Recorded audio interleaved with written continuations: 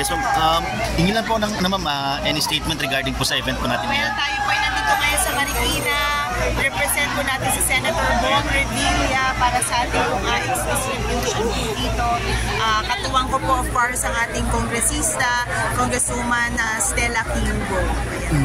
Ma'am, gaano po kahalaga ito pong tulong na ibigay natin sa ating pong mga kababayan dito? Well, napakahalaga po ito, pag-augment sa mga gastusin po ng pang-araw-araw. Ano naman po natin na nagtataasan ng mga bilihin, and of course, kailangan po natin ng tulong at ayuda sa ating mga kababayan dito sa Marikina. Ma'am, regarding naman po doon po sa nag-lapse into law na panukalang batas ni Senator Revilla tungkol po dito sa free entrance exam. Yes, ma'am. Opo.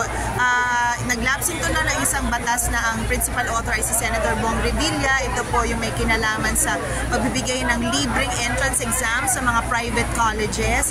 Kung kung kayo ay estudyante na napapabilang sa mga mahihirap nating pamilya at nag-graduate po kayo na top 10, top 10% of the graduating class, you are entitled na makapag-examine sa mga private colleges for free. Hindi na kayo magbabayad ng entrance exam. Ma'am, thank you very much po, ma'am. Thank you very much. Thank you, ma'am.